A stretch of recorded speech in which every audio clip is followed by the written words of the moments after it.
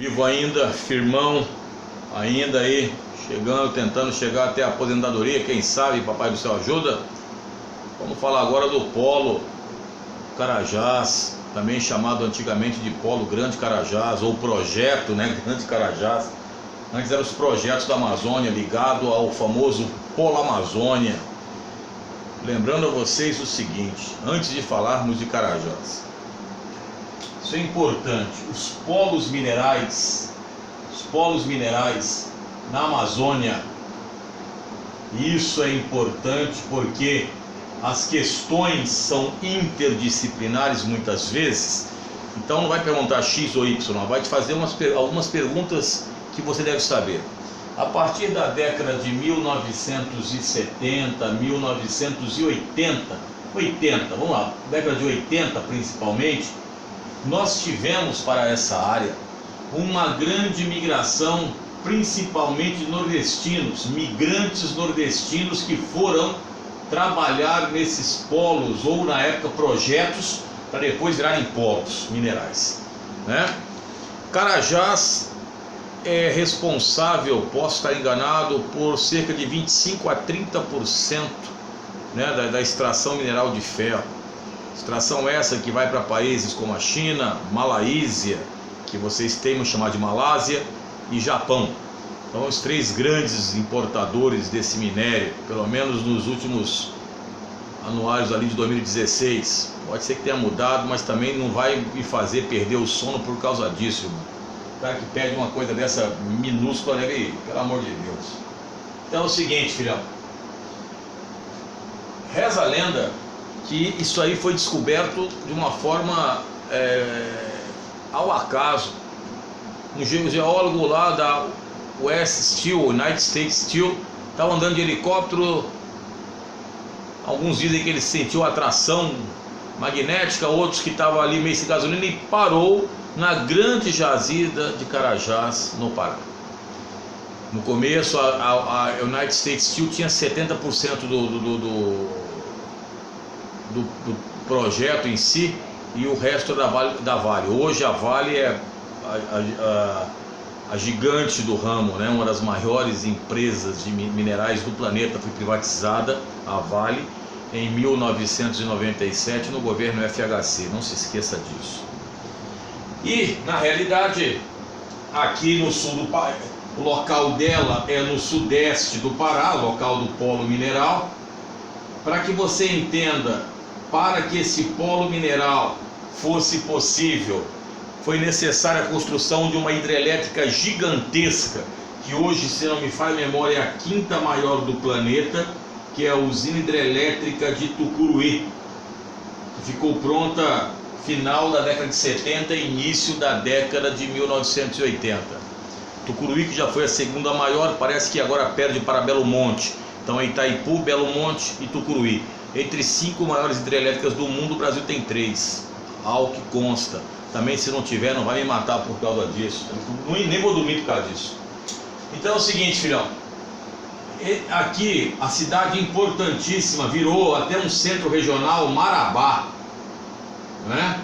Virou até um centro regional de grande importância, Marabá. Tivemos há pouco tempo, alguns anos atrás, um massacre que foi brutal entre a polícia paraense e o Sem Terra em Eldorado dos Carajás. Então uma região efervescente ali, de grandes conflitos também, né? Além do projeto, conflitos fundiários.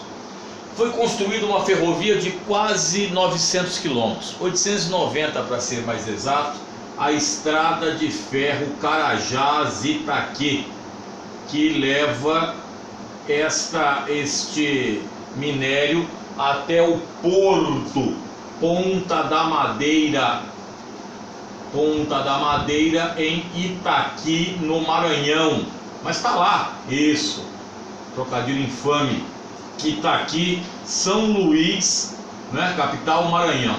Qual foi a importância dessa ferrovia em si e a importância para o Nordeste?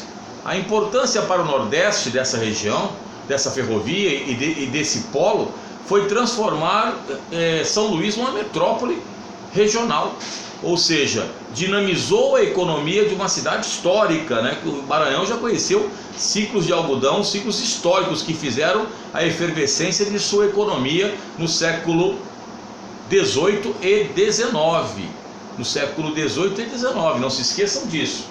E aí o que acontece? Aqui não produz só ferro, manganês, cobre, tem também, aqui nós temos a Vila do Conde, né, que tem ali alumínio, bauxita, então tem também alumínio ou bauxita, tem ouro, não é? Tem alguns outros, né? Alguns outros minérios que são estanho também, que é da cassiterita. Além de ser um polo mineral, há também toda uma preocupação, segundo os seus responsáveis, quanto à manutenção do ecossistema local. Quando você viu a tragédia de Brumadinho e de Mariana, mas depois de Brumadinho, que foi brutal, né? O número de mortes foi bem maior do que Mariana, apesar, parece que a barragem de rejeitos era menor, mas foi muito mais danoso. Em Carajás eles tentam fazer essa situação para evitar esse tipo de barragens que tem em Minas Gerais. Então você vê que a Vale usa já processos para salvaguardar determinadas regiões daquela área ali, tá? Então Carajás é esta região, e nós tivemos há pouco tempo quase a separação desta região do estado do Pará. Fez-se o projeto de se criar 3 estados aqui: o estado do Pará propriamente dito, o estado de Tapajós e o estado de Carajás. Mas não deu certo, já faz uns 2, 3 anos isso não deu certo, né? Porque a maior parte da população não concordou, não anuiu com essa separação. Lembrando, só pegando um gancho, que muitos falam em criação de estados menores, porque diminuem as desigualdades socioeconômicas regionais e também eles ficam mais fáceis de administrar. Para aqueles que defendem, aqueles que são contrários dizem que você incha a máquina pública com excesso de mais funcionários públicos e principalmente políticos, né, que acabam inchando todo o processo público até federal. Depois vamos ver aí a questão. Outra coisa, desculpe, antes que eu esqueça, eu ia esquecendo, fico com sono, pô. Carajás, ele vai principalmente para exportação, mercado externo. Então tem 2 perguntas que caem que derrubam o aluno. Primeira pergunta clássica: quanto ao destino da produção, qual a diferença de Carajás e do quadrilátero ferrífero? Carajás vai para a exportação. Quadrilátero ferrífero abastece as siderúrgicas brasileiras, o Vale do Aço em Minas e as grandes siderúrgicas que nós temos próximas aqui no Sudeste, e depois também vai para o mercado externo. Quanto à questão do transporte, qual a diferença entre Carajás e o Vale do Rio Trombetas? Que eu vou até pegar nesse vídeo e fazer aqui, já vou aproveitar. Carajás vai por ferrovia, no Vale do Trombetas você usa a hidrovia do Amazonas. E falando de hidrovia do Amazonas, vamos aproveitar aqui a letra D de dado. Eu não vou, depois eu faço aqui a letra C, pelo amor de Deus. Então, Vale do Trombetas aqui você tem a bauxita que você então transforma em alumínio. Em Carajás, a grande responsável é a companhia Vale, a companhia que era chamada de CVRD, Vale do Rio Doce, uma grande mineradora, tá? No Trombetas aqui você tem a Albras e a Alunorte, que são responsáveis pela prospecção, sendo que essas empresas possuem grande quantidade, grande percentual de capital internacional. É assim que você mascara muitas vezes o interesse internacional nas riquezas mineralógicas, mormente da Amazônia. Depois, filhão, Vale do Trombetas, você tem como eu falei para vocês, a hidrovia do Amazonas para fazer o escoamento. Lembrando a vocês o seguinte: muito dessa bauxita vai para o Canadá, que a transforma em alumínio. E aí, filhão, o Canadá se transforma talvez o maior produtor de alumínio no mundo, apesar de não ter jazidas de alumínio no seu território.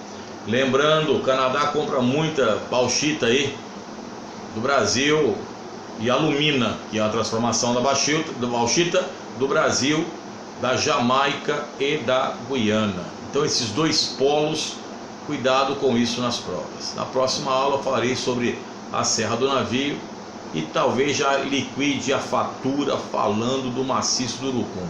Aí nós liquidamos essa parada de uma vez, que está enchendo o saco esses vídeos aí de aulinha. Tamo junto, Jael, pelo amor de Deus. Dá licença, velho.